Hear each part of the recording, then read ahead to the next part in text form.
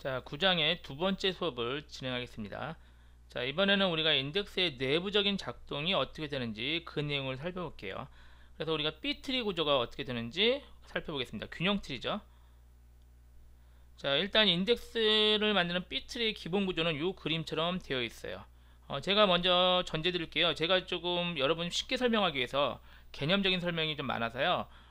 조금 약간 과장하거나 생략한 부분이 많아요. 하지만 전반적인 흐름은 맞으니까요. 뭐 세부적으로 이 게임의 데이터가 너무 작지 않냐 이렇게 따지는 건 좀 넘어가 주시기 바랍니다.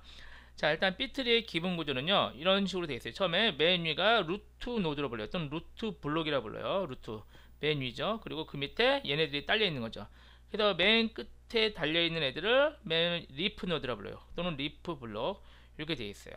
자, 우리가 지금 데이터가요 A부터 O까지 있다고 가정하는 거예요. 그러면 A, B, D, F, H, J, L, M, O 이렇게 있는 거죠. 물론 중간에 빠질 수도 있고요. 그래서 각각의 하나의 블록마다 데이터들이 이렇게 차 있는 상태예요. 그러면은 한 개 블록은 사실 오라클 내부에서는 한 8KB 정도 되거든요. 그러면 굉장히 커요. 그냥 8,000글자가 들어가는 거죠, 대략. 굉장히 큰데 저희는 요만큼만 들어간다고 가정을 하는 거죠.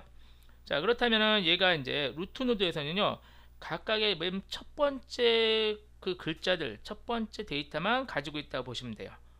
되셨나요? 이게 바로 B트리 구조입니다. 자, 여기서 이제 검색을 한번 가정해 볼게요. 우리가 이 루트 노드가 없다고 전제하면 현재 이 데이터만 있다고 칠게요. 이 데이터만. 사실 이 루트 노드는 있든 없든 이 데이터들은 이상이 없는 거죠. 똑같아요. 데이터들은 동일하게 있어요. 자, 여기서 제가 M이라는 데이터를 찾아볼게요. M을 찾기 위해서 처음부터 찾는 거죠. 얘 M 없어요. 얘 M 없어요. 얘 M 있네요, 여기. 그래서 제가 지금 개수로는 뭐 하나, 둘, 셋, 넷, 다섯, 여섯, 일곱, 여덟 개 읽었지만 개수보다는 몇 개 블록을 읽었느냐가 훨씬 중요한 이슈거든요.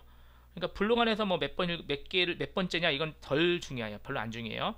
일단은 블록을 몇 개 읽었죠? 하나, 둘, 세 개 블록을 읽어서 M이란 데이터를 찾아냈어요. 됐죠? 자, 이번에는 우리가 B트리 구조라고 가정할게요. 그러면 지금 그림처럼 루트 노드가 있어요. 자, 제가 M을 찾을게요. 그러면 맨 먼저 루트 노드부터 읽어요. 그럼 루트 노드에서 읽어서 루트 노드에 M이니까 M은 L 다음에 있죠. 그러니까 굳이 다른 데 안 가고 L 다음에 있는 블록을 읽기는 1로 가는 거죠. 그럼 여기서 읽으니까 두 번째 M이 있죠. 찾았네요. 지금 블록을 몇 개 읽었죠? 두 개 읽었죠? 조금 전에 B트리 구조가 아닐 때는 세 개나 읽었지만 B트리 구조니까 두 개만 읽어서 데이터를 찾았어요. 엄청나게 적은 양을 읽은 거죠. 겨우 3대2? 사실은 지금 제가 3개만 그려서 그렇지 여기 3,000개, 3만 개 하더라도 한 두세 번 단계면은 읽을 수 있어요. 그러니까 3만 개 블록을 읽을 걸 두세 개 만에 읽을 수 있는 게 바로 B트리 구조입니다. 굉장히 검색에선 효율적이죠. 자, 검색에서는 효율적인 걸 확인했으면요. 이번에는 인덱스 분할을 얘기해 볼게요. 자, 인덱스 분할은요. 인서트, 업데이트, 딜리트 문이 일어날 때는요. 오히려 제가 성능이 나빠질 수 있다고 그랬죠. 검색에서는 빠르지만 그 데이터 변경 작업은 오히려 나빠질 수 있어요. 그 얘기를 왜 그런지 확인해 보죠. 자, 특히 인서트 작업에서 더 나빠질 수가 있거든요. 인서트 작업을 예를 들어서 살펴볼게요. 자, 아까 우리 B트리 구조에서요. 새로운 데이터가 인서트 됐어요. 추가됐다는 얘기죠. 그럼 I라는 데이터가 추가됐다 칠게요. 그러면 I는 아까 FHJ에서 여기 한 칸이 비어 있었죠. 그러니까 J를 한 칸 내리고 I를 넣으면 돼요. 그럼 이렇게 구성하면 돼요. 별일 아니에요. 이렇게 얘네 같은 블록 안에서 왔다 갔다 하는 건요.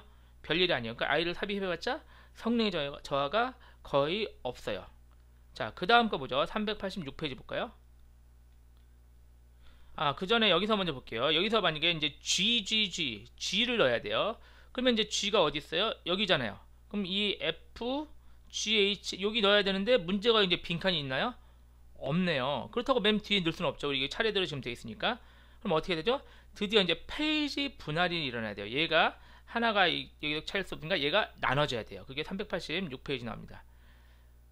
자, 페이지 분할이 일어나는 거예요. 그래서 두 개 페이지로 세 번째 아까 리프 있죠? FHIJ 있던 거를 일단 두 개로 나눠서 얘네를 적당히 분할을 해요. 뭐 골고루 분할한다 생각하세요. 그러면 FGH하고 여기는 IJ 이렇게 해서 페이지가 분할이 됐어요. 그 결과 그림이 이거죠. 그래서 지금 아까 얘는 그대로 얘도 그대로지만 얘 아까 얘가 하나짜리가 두 개로 분할이 되고 얘가 이 위로 등록이 됐어요. i가. 됐죠? 그러면 지금 분할이 일어났죠? 데이터를 한 개 추가했는데 페이지가 나눠졌죠? 이게 데이터베이스 입장에서는 굉장히 큰 일을 한 거예요. 그래서 페이지 분할이 일어나는 게 바로 데이터베이스 성능이 나빠지는 순간이에요. 물론 분할이 안 일어날 수는 없지만 분할이 많이 일어날수록 성능이 점점 떨어집니다. 자, 일단은 약간 성능이 떨어진 걸 확인했고요. 이번엔 데이터 두 개를 더 추가해보죠. 387페이지 여기인데 P랑 Q를 삽입할까요? P를 삽입하니까 여기죠. 현재 상태가. 여기서 P를 삽입하면 여기 그냥 넣으면 돼요. 별일 없어요. 큰일이 안 일어났네요. 됐어요. P까지 넣었다 칠게요. 그 다음에 이제 Q를 삽입할게요. 여기서 볼까요? Q를 삽입하면 여기서 Q를 삽입하면 여기다 넣어야 되잖아요. LMOP니까 Q를 넣어야 되는데 여기 또 없죠. 그럼 얘가 페이지 분할이 일어나야 돼요. 그죠? 얘가 페이지 분할, Q를 넣는데 여기 넣어야 되는데 없으니까 페이지 분할이 일어났어요. 그래서 한 개 페이지가 분할됐어요. 됐죠? 그러면 이제 얘네들을 등록을 해야 되죠. 위에 상위에 등록을 해야 되는데 문제가 얘도 지금 꽉 차 있잖아요. 그렇죠? 얘가 지금 두 개로 분할했죠? 두 개로 분할했고 얘를 등록해야 되는데 등록할 게 없어요. 그럼 얘도 분할되는 거예요. 그러니까 루트 노드도 분할이 되고 분할이 되면 더 이상 얘는 루트 노드가 아닌 거죠. 그래서 이렇게 분할이 돼요. 여기처럼 루트 노드도 분할이 돼서 중간 노드로 되는 거죠. 얘가 중간 노드라고 부르는 가지 블록 같은 말이에요. 분할되고 루트는 무조건 하나야 되니까 또 루트 블록을 만들어야 돼요. 만들어서 이렇게 되는 거죠. 자, 그래서 지금 우리가 아까 이 상태에서 P까지 넣은 상태에서 그 다음에 Q 하나를 넣기 위해서 무려 페이지가 몇 개 생겼어요. 하나, 둘, 세 개 페이지 분할이 일어났죠. 굉장히 데이터베이스 입장에서는 많은 작업을 한 거예요. 그러니까 지금 인설트 겨우 한 건 넣었는데 어느 순간에는 어때요? 페이지 분할이 3번이나 일어나는 이런 상태입니다.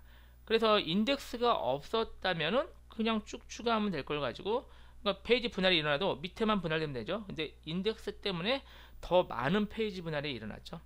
그래서 인덱스가 오히려 인설트에서는 성능이 떨어질 수가 있다, 이 얘기입니다. 자, 388페이지 보면요, B트리 인덱스 구조인데요. 그 내용을 지금 같이 실습을 통해서 같이 볼게요. 같이 실행하면서 볼게요. 자, 먼저 테이블을 하나 만들게요. 유저 아이디와 유저 이름만 있는 간단한 테이블을 만들겠습니다. 자, 그리고 데이터를 우리가 10건을 넣을게요. 자, 이렇게 되면요, 이 현재 인덱스가 있나요? 당연히 없죠. 인덱스가 없는 구조에서 이 구성이 이 그림처럼 됩니다. 이 그림처럼. 그래서 데이터 블록에 3개의 블록을 차지하는데, 물론 블록 하나가 기본 값이 8KB예요. 그래서 다 들어가고 남죠. 그런데 저희가 이제 좀 설명을 하기 위해서 그냥 한 블록에 이렇게 4개씩 들어가서 좀 분할됐다, 이렇게 생각할게요. 자, 일단은 우리가 이 데이터 때문에 데이터가 3개의 블록으로 이렇게 분할돼서 블록 번호예요. 1000번 블록, 1001번 블록, 1002번 블록 이렇게 나눠져 있는 겁니다. 자, 그리고 여기에 각각의 블록에 실제 주소가 있거든요. 물리적인 주소들이 다 있어요. 그 주소를 확인하는 게 바로 로우 아이디예요. 우리 전에 데이터 형식에 로우 아이디라고 있었죠. 한번 실행해 볼까요?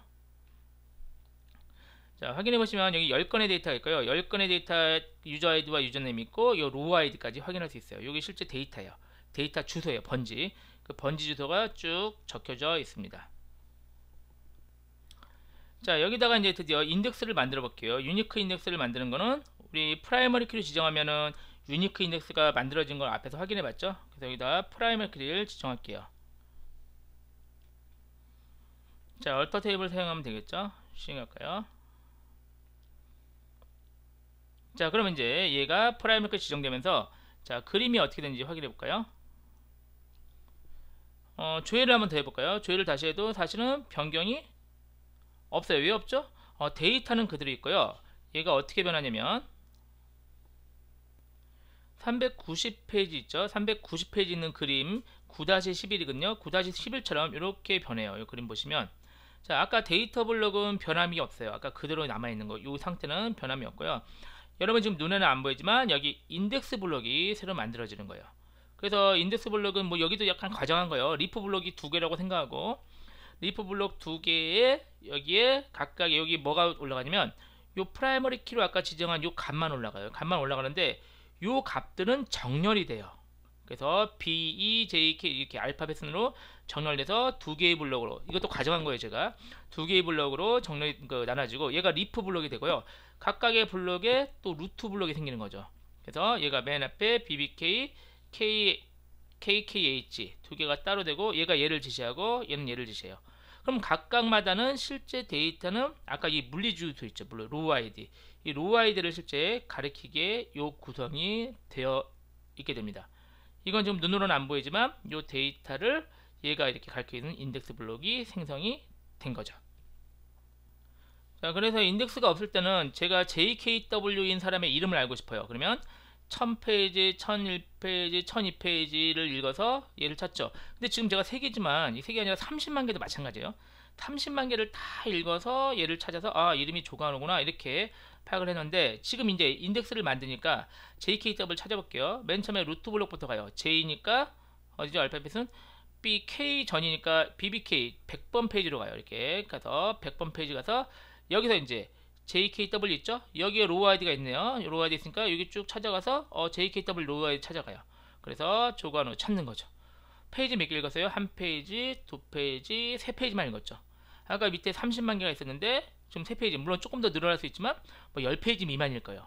30만 개 대 10페이지, 이 정도로 엄청나게 검색에 효율적이 되는 겁니다. 자, 데이터를 두 건 더 추가해 볼까요? 제가 두 건의 데이터를 추가하잖아요. 그러면 이제 내부적으로는 이렇게 변해요. 두 건 데이터를 추가해도 내부적으로는 이제 여기 두 개 실제 데이터의 차례는 안 바뀌죠. 제가 셀렉트 하면은 다시 볼까요? 데이터가 그냥 밑에 추가가 되는 거죠. 그러면 여기 아까 비어있던 블록 두 개, 여기 블록에 두 칸에 채워지는 거고, 얘는 추가로 인덱스 되는데 인덱스는 이제 정렬이 되죠. 인덱스는 알파벳으로 정렬돼서 이렇게 되고, 지금은 뭐 더 추가되면 페이지 분할이 일어나긴 하겠지만 우리가 지금 B트리에서는 페이지 분할이 일어나더라도 사실은 엄청나게 부담이 크진 않아요. 적당한 부담을 가져요. 그래서 웬만해서는 검색이 많이 한다 그러면은 인서트 작업이 있더라도 인덱스를 만들어 놓는 게 더 효율적이긴 하죠. 자, 지금까지 얘기한 걸 가지고요 392페이지 인덱스의 특징을 위해 써 있는데요, 이거 한번 짚고 넘어갈게요. 자, 인덱스 생성할 때는요, 데이터 블록은 그냥 둔 상태에서 별도의 블록의 인덱스를 구성해요. 이 되셨죠? 이것도 아까 이 그림이죠. 예, 이렇게 할까요? 이렇게도 보이네요. 자, 지금 인덱스를 생성하잖아요. 그럼 데이터 블록은 그대로 두고 별도의 이렇게 생성한다는 얘기죠. 데이터 블록이 바뀌진 않아요. 인덱스를 생성한다고 요 얘기고, 인덱스의 리프 블록은 데이터가 아니에요. 그러니까 인덱스의 리프는 데이터가 아니에요. 그러니까 BBK 있고 조건은 뭐 JKW 있어도 실제 데이터는 여기 다 들어있죠. 그래서 JKW 이렇게 가야지 이렇게 찾을 수 있죠. 그래서 주소 값이에요. 로우 아이디를 갖고 이렇게 찾아야 된다. 인덱스의 리프 블록은 그렇다. 그리고 인덱스의 입력, 수정, 삭제 시는 인덱스가 없을 때는 얘만 하면 되죠. 데이터 블록만 처리하면 되지만 인덱스가 있으면 여기까지 처리해야 되니까 좀 더 느려질 수 있다.